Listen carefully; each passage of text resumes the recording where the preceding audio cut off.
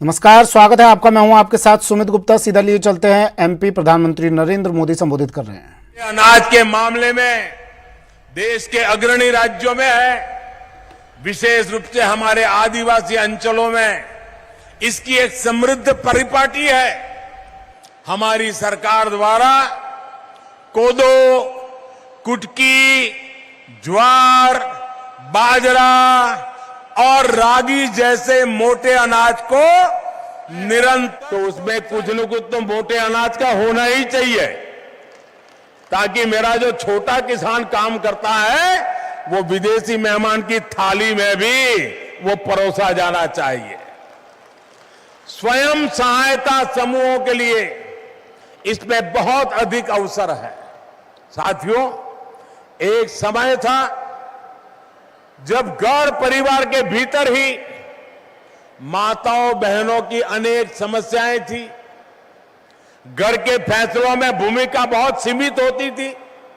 अनेक घर ऐसे होते थे, अगर बाप और बेटा बात कर रहे हैं व्यापार की, काम की, और अगर मां घर से किचन में से बाहर आ गई तो तुरंत बेटा बोल देता है या तो बाप बोल देता है, जा जा तू रसोई में काम कर, हमको जरा बात करने दे। आज ऐसा नहीं है। आज माताओं बहनों के विचार, सुझाव, परिवार में भी उसका महात्म्य बढ़ने लगा है। लेकिन इसके पीछे योजनाबद्ध तरीके से हमारी सरकार ने प्रयास किए हैं। पहले ऐसे सोचे समझे प्रयास नहीं होते थे। 2014 के बाद से ही देश महिलाओं की गरिमा बढ़ाने, महिलाओं के सामने आने वाली चुनौतियों के समाधान में जुटा हुआ है। शौचालय के अभाव में जो दिक्कतें आती थी, रसोई में लकड़ी के धुएं से जो तकलीफ होती थी, पानी लेने के लिए 2-2, 4-4 किलोमीटर जाना पड़ता था, आप ये सारी बातें अच्छी तरह जानती हैं। देश में 11 करोड़ से ज्यादा शौचालय बनाकर, 9 करोड़ से ज्यादा उज्ज्वला के गैस कनेक्शन देकर और करोड़ों परिवारों में नल से जल दे करके आपका जीवन आसान बनाया है। माताओं बहनों, गर्भावस्था के दौरान और करोड़ों परिवारों में नल से जल दे करके आपका जीवन आसान बनाया है। माताओं बहनों, गर्भावस्था के दौरान कितनी समस्याएं थी ये आप बेहतर जानती हैं। ठीक से खाना पीना भी नहीं हो पाता था, चेकअप की सुविधाओं का भी अभाव था। इसलिए हमने आज देश के लिए बड़ा दिन है। मध्य प्रदेश के श्योपुर में कूनो नेशनल पार्क से पीएम मोदी ने चीतों की सौगात दी। कूनो नेशनल पार्क में प्रधानमंत्री नरेंद्र मोदी ने बॉक्स खोलकर चीतों को क्वारंटीन बाड़े में छोड़ा। यहां प्रधानमंत्री के लिए ऊंचा प्लेटफॉर्म नुमा मंच बनाया गया था। इसी मंच के नीचे पिंजरे में चीते थे। पीएम ने लीवर के जरिए बॉक्स को खोला। चीतों के बाहर आते ही पीएम मोदी ने ताली बजाकर उन चीतों का स्वागत किया। मोदी ने कुछ फोटो भी क्लिक किए। इस मौके पर उनके साथ राज्यपाल मंगूभाई पटेल, मुख्यमंत्री शिवराज सिंह चौहान भी थे। पीएम मोदी ने कहा कि हमारी वर्षों की मेहनत रंग लाई। विस्तृत चीता एक्शन प्लान किया। हमने एक्सपर्ट को काम पर लगाया। दोनों देश के एक्सपर्ट मिलकर काम में जुटे। कूनो नेशनल पार्क को शुभ शुरुआत के लिए चुना गया। उन्होंने कहा कि ये चीते मेहमान बनकर आए हैं।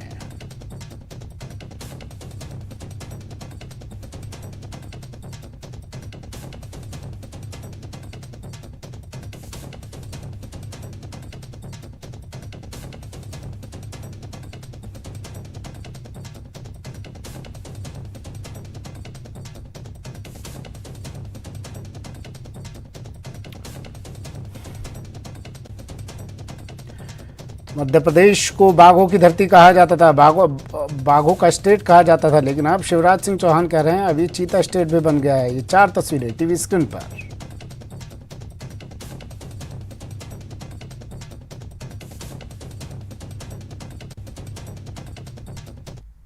मानवता के सामने ऐसे अवसर बहुत कम आते हैं जब समय का चक्र हमें अतीत को सुधार कर नए भविष्य के निर्माण का मौका देता है।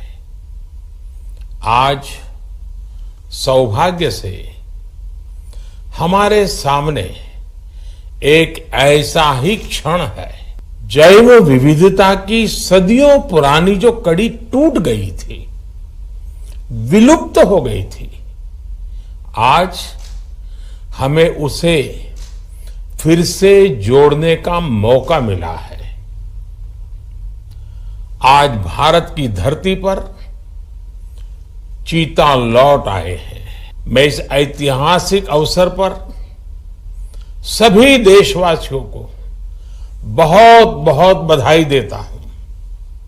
विशेष रूप से मैं हमारे मित्र देश नामीबिया और वहां की सरकार का भी धन्यवाद करता हूं, जिनके सहयोग से दशकों बाद चीते भारत की धरती पर वापस लौटे हैं।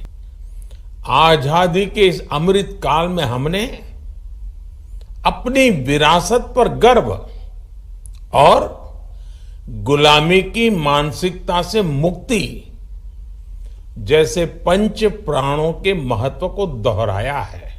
चीतों को देश से विलुप्त तो घोषित कर दिया, लेकिन उनके पुनर्वास के लिए दशकों तक कोई सार्थक प्रयास नहीं हुआ।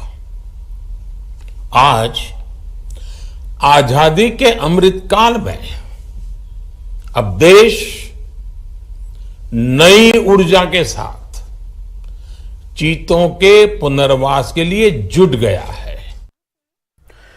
और खबर जयपुर से, जहां कांग्रेस दफ्तर में मीटिंग से पहले हंगामा हो गया। यहां सेवा दल के कार्यकर्ता आपस में भिड़ गए।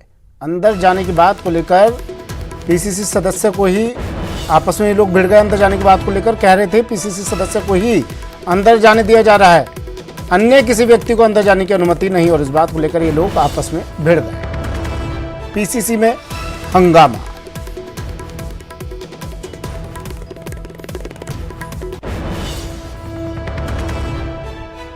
प्रदेश कांग्रेस कमेटी के सदस्य के लिए एक प्रक्रिया है।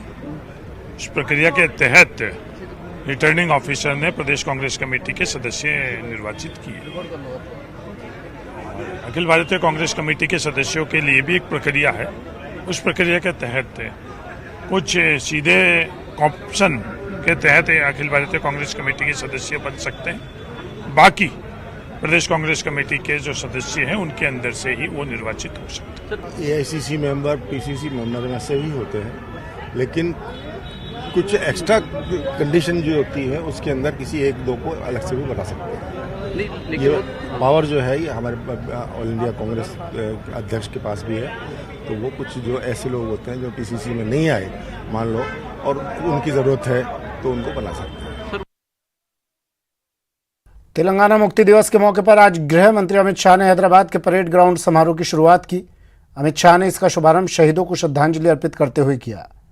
हैदराबाद के भारतीय संघ में शामिल होने के बाद देश के पहले गृह मंत्री सरदार वल्लभ भाई पटेल ने परेड ग्राउंड में तिरंगा लहराया था। अब अमित शाह ने हैदराबाद की मुक्ति का श्रेय सरदार वल्लभ भाई पटेल को दिया। अमित शाह ने अपने संबोधन में कहा कि हैदराबाद मुक्ति दिवस मनाने का उद्देश्य साफ है कि इस मुक्ति आंदोलन की कहानी को नई पीढ़ी तक पहुंचाना है। इसी के साथ उन्होंने देश के प्रधानमंत्री नरेंद्र मोदी का जिक्र करते हुए कहा कि मैं उन्हें बधाई देता हूं जो उन्होंने निर्णय किया है कि हैदराबाद मुक्ति दिवस को मनाया जाएगा। मैं बहुत खुश हूं कि पीएम की घोषणा के बाद लोगों ने तुरंत हैदराबाद मुक्ति दिवस मनाने की तैयारी शुरू कर दी है। भारत सरकार के प्रधानमंत्री नरेंद्र मोदी जी को लाख लाख बधाई देना चाहता हूं, जिन्होंने निर्णय किया कि हैदराबाद मुक्ति दिन को मनाया जाएगा। और मुझे आश्चर्य भी नहीं है, आनंद है इस बात का कि जैसे ही मोदी जी ने घोषणा की, अब सब लोग हैदराबाद मुक्ति दिन मनाते तो है, मगर नाम हैदराबाद मुक्ति दिन नहीं देते हैं। अभी भी जहन में डर है, मैं कहना चाहता हूं उन लोगों को, अपने दिल से वो डर उखाड़ कर फेंक दो। अब रजाकार इस देश का निर्णय नहीं कर सकते। इस देश को आजादी मिले 75 साल हो गए। चित्तौड़गढ़ से बड़ी खबर है, जहां पूर्व प्रधान पर फायरिंग मामले ने तूल पकड़ लिया है। गंगरार थाने के बाहर लोगों ने इसके बाद धरना दे दिया। धरने में बड़ी संख्या में महिलाएं भी शामिल हैं। बीती रात पूर्व प्रधान देवीलाल जाट पर फायरिंग हुई थी। पूर्व प्रधान पर ताबड़तोड़ 3 फायर किए गए थे। अतिरिक्त पुलिस अधीक्षक अर्जुन सिंह, उपखंड अधिकारी रामसुख गुजर, पुलिस उप अधीक्षक सीताराम बैरवा मौजूद रहे। 3 लोगों के खिलाफ पूर्व प्रधान द्वारा नामजद रिपोर्ट दर्ज करवाई गई।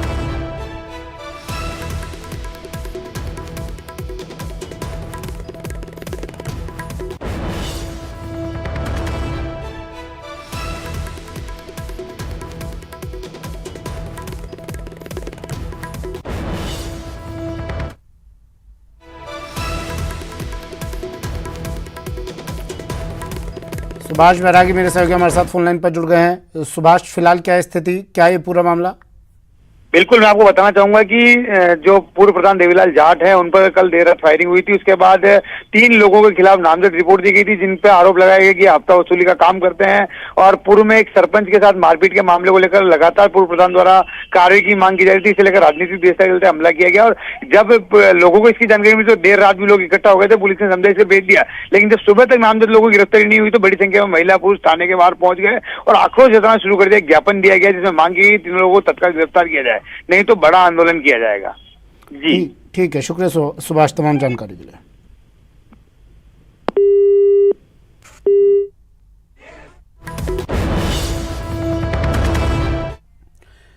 खबर दौसा से है। दौसा के लालसोट में अतिक्रमण के खिलाफ आक्रोश दिखाई दिया। फिर से अतिक्रमण के खिलाफ लालसोट में बाजार बंद किए गए। व्यापारियों ने अपने अपने प्रतिष्ठान बंद कर दिए। व्यापारियों ने रैली निकालकर अन्य दुकानें भी बंद करवाई।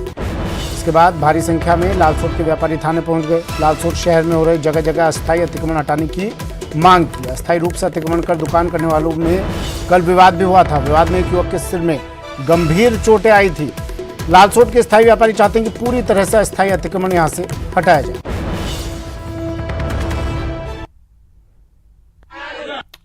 ये 3 तस्वीरें टीवी स्क्रीन पर। लालसोट में बाजार बंद किए गए अतिक्रमण के खिलाफ। इसके बाद व्यापारियों ने रैली निकाली और लालसोट थाने पर पहुंचकर धरना दिया।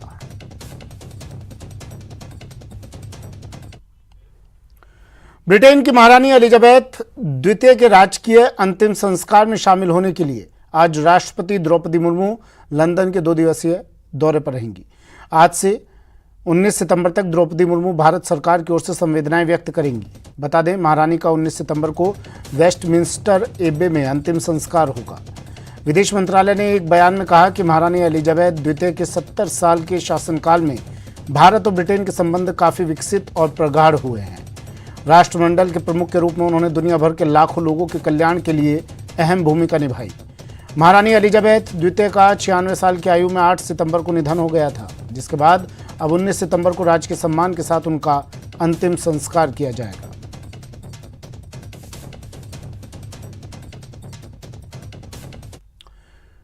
यूक्रेन के प्राधिकारियों को पहले रूसी सेना के कब्जे में रहे खार्किव क्षेत्र के शहर इजियम के पास एक सामूहिक कब्र मिली है, जिसमें 440 से अधिक शव दफने हुए हैं। आखिर इन सभी कब्र का क्या है रहस्य, देखिए ये रिपोर्ट।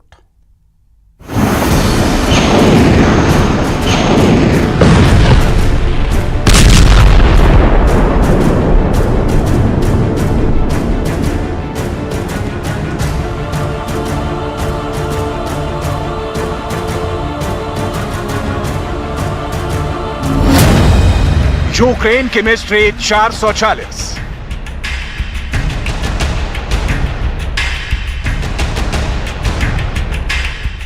ज़ेलेंस्की के लड़ाकों ने खार्किव और इज़्यूम जीत तो लिया है, लेकिन इसके बाद भी ज़ेलेंस्की आंसू बहा रहे हैं। आखिर क्यों? एक साथ एक जगह पर कैसे हुई 440 की मौत? आखिर इज़्यूम में नरसंहार का रहस्य क्या है? यूक्रेन वॉर से जुड़े 3 रहस्यों ने पूरी दुनिया के लोगों को हैरान कर दिया है।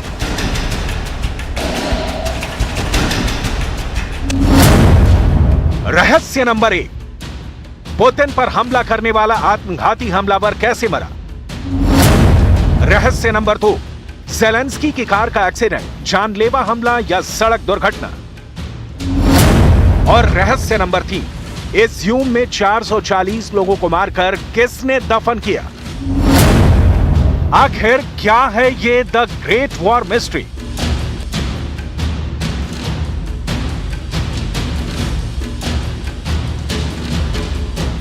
सबसे पहले हम बात करेंगे इज्यूम की। ये इज्यूम का जंगल है और जहां तक भी नजर जाएगी आपको क्रॉस और कब्रें नजर आएंगी। आखिर ये लोग कौन हैं जिनको मारकर दफना दिया गया? जब यूक्रेन की फौज ने खार्किव के बाद इज्यूम पर कब्जा किया तो उसको ये सामूहिक कब्रें मिली हैं। क्या ये वो लोग हैं जो मार दिए गए? इन कब्रों में मौजूद शव यूक्रेन के नागरिकों के हैं या फिर यूक्रेन के उन सैनिकों के जो रूस की सेना से लड़ते हुए मारे गए? Пишіть, то там, де наші побратими лежать, то може противник щось положити, якусь вибухову речовину, там, гранату, наприклад, може подкинути. जब पुतिन की फौज ने इज्यूम पर कब्जा किया तो उस वक्त इज्यूम के अंदर आखिर क्या हुआ था? क्या इज्यूम के नागरिकों ने रूस के सैनिकों का प्रतिरोध किया, जिसके बाद रूस की सेना ने कोई एक्शन लिया? आखिर क्या हुआ इज्यूम में? यूक्रेन के सैनिक मेटल डिक्टेटर से इन जगहों पर खोजबीन कर रहे हैं। यूक्रेन के सैनिकों का दावा है कि रूस के सैनिकों ने ना सिर्फ ज्यादती की बल्कि ज्यादती के बाद वीडियो भी बनाकर पोस्ट किया था और उसी वीडियो से उनको इस जगह का पता चला है। Це поховання ми знайшли, тому що російські солдати, фашисти виставили це. यहां पर एक बहुत बड़ा गड्ढा मिला है और उसमें से 17 शव निकाले गए हैं। लेकिन यूक्रेन की सरकार का मानना है कि यहां पर 25 से ज्यादा शव हो सकते हैं। क्या इन जंगलों में एक भीषण जंग हुई जहां यूक्रेन के सैनिकों को मारकर दफन कर दिया गया, या फिर इन जंगलों में हारने के बाद कैद किए गए यूक्रेन के सैनिकों को मार दिया गया? ये एक रहस्य है जिसकी जांच यूक्रेन की सरकार ने शुरू कर दी है। Ми думаємо, по надписам, які були тут написано, що 17 тіл, але на відео їх більше. Ми їх ще нарахували, але я думаю, що біля 25-30. Можливо, це іще є не одне поховання на цьому кладовищі, ми це ще будемо відпрацьовувати. І я думаю, що ми знайдемо всіх, хто загинув тут. ज़ेलेंस्की ने इन शवों की जांच के लिए एक टीम बना दी है। यहाँ मारे गए लोगों के शवों को निकालकर उनका डीएनए सैंपल निकाला जाएगा और इनके परिवार का पता लगाने की कोशिश की जाएगी। Ці хрести якраз і є ті цивільні, які загинули. Вони тут поховані. Експертизу ДНК ми обов'язково зробимо. Я думаю, що ексгумація цих тіл буде. ब्रिटेन के एक अखबार ने हेडलाइंस प्रकाशित की है, इज्यूम में 440 से ज्यादा कब्रों के साथ विशाल सामूहिक दफन स्थान मिला है। इज्यूम में एक जंगल में कुल 440 कब्रें मिली हैं। यूक्रेन की पुलिस इन जंगलों से सबूत इकट्ठे कर रही है। ज़ेलेंस्की ने अपने खास अधिकारियों को निर्देश दिए हैं कि ये सारे सबूत इकट्ठा करके पुतिन के खिलाफ एक फाइल तैयार करवाई जाए। अभी तक की जांच में जो सामने आया है उसके मुताबिक नरसंहार में गोली मारकर हत्याएं की गई, तोप के गोलों से भी लोगों की मौत हुई, हवाई हमलों की कारपेट बॉम्बिंग में भी लोगों की जान गई। इज्यूम में जंग के वक्त यहां के कम से कम 1000 नागरिक मारे गए, यूक्रेन के अधिकारियों के मुताबिक। रूस के सैनिकों ने इतनी भयंकर क्रूरता दिखाई, घावों से पीड़ित होने के बाद भी नागरिकों को मरने के लिए छोड़ दिया और उनको तड़पने दिया। यहां तक कि अस्पतालों को नष्ट कर दिया गया और इलाज का सामान भी लूट लिया गया।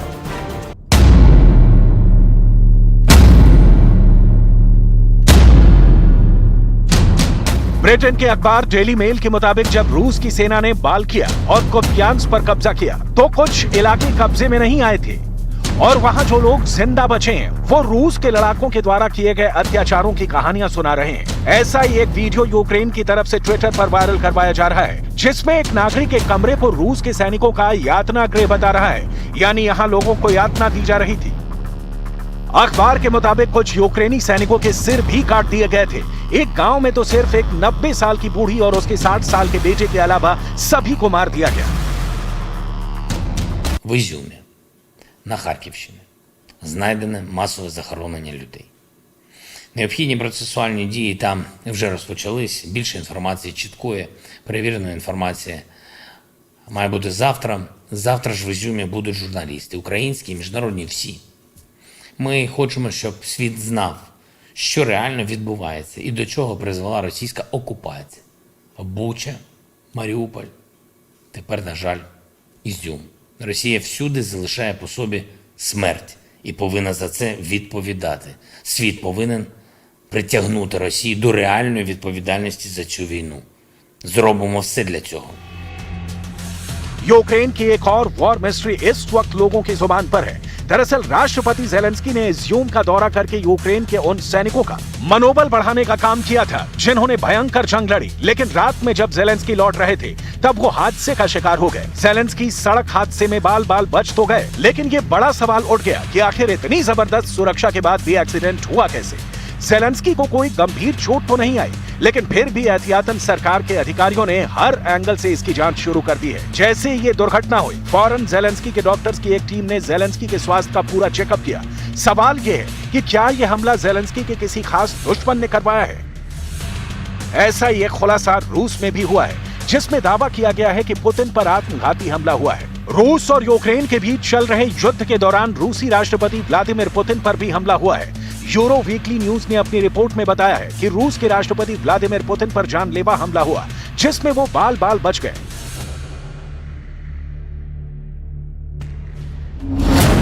रिपोर्ट है कि पुतिन अपने आधिकारिक आवास पर लौट रहे थे। इसी दौरान थोड़ी दूर पर उनके सुरक्षा दस्ते की पहली कार को एक एम्बुलेंस ने रोक लिया। कार रोकने के बाद पुतिन की कार के बाएं पहिए में जोरदार धमाका हुआ। इसके बाद चारों ओर तेज धुआं फैल गया। हालांकि तब तक पुलिस सतर्क हो चुकी थी और पुतिन को फौरन बम निरोधक दस्ते और बुलेट प्रूफ सुरक्षा दल ने अपने घेरे में कैद कर लिया। पुतिन की जान बाल बाल बच गई, लेकिन शामत उनकी आई जिन्होंने इस साजिश को अंजाम दिया। दावा किया जा रहा है कि पुतिन की सुरक्षा सेवा के कई लोगों को गिरफ्तार कर लिया गया है। यही नहीं, पुतिन के आने जाने की टाइमिंग की सूचना के लीक होने के मामले में उनके कई बॉडीगार्ड्स को हटा दिया गया है। जिस वक्त पुतिन पर हमला हुआ, पुतिन के काफिले में 5 कारें थी। पुतिन की कार को फौरन घटनास्थल से दूर सुरक्षित इलाके में ले जाया गया। लेकिन बड़ा सवाल ये भी खड़ा हो रहा है कि आखिर पुतिन पर हमले का दावा ऐसे समय पर क्यों किया गया, जब यूक्रेन के पलटवार में रूसी सेना को भारी नुकसान उठाना पड़ा है।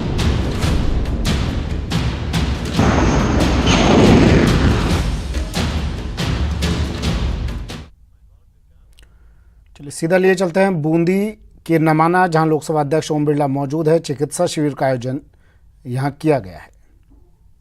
लोकसभा की हर जनता की, बच्चों के रहते हैं, विकलांगों की, बंधुओं सबकी समीक्षा में रहते हैं। प्रिय बंधुओं, समय का मैं सारी नहीं कर ज्यादा नहीं बोल सकता। मैं आज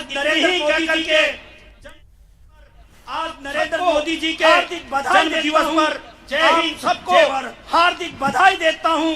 जय हिंद, जय भारत। आपने काबिल मुसाफिर यहाँ पर धन्यवाद सर। और हम सभी जानते हैं गर्मी का मौसम है और हम सभी जानते हैं कि जो लोग पानी से गर्मी का मौसम है, लिबास कहते हैं ना कि जो लोग पानी से नहाते हैं वो सिर्फ लिबास बदलते हैं। जो लोग पानी से नहाते हैं वो सिर्फ लिबास बदलते हैं। जो लोग पसीने से नहाते हैं वो इतिहास बदलते हैं। तो आज नमाना और हम नए पंक्तियों के साथ अपने कर्तव्यों के संग नारी, हम नए पंक्तियों के साथ अपने कर्तव्यों के संग नारी आमंत्रित करती हूँ और आपकी तालियां जोरदार चाहती हूँ।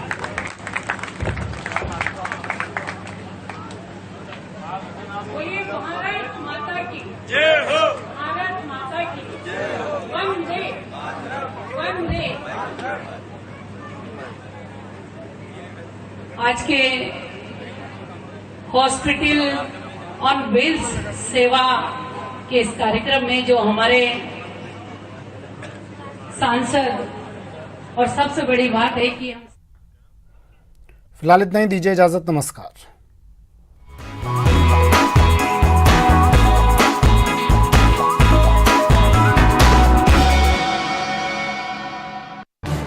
इस न्यूज हेडलाइंस के प्रायोजक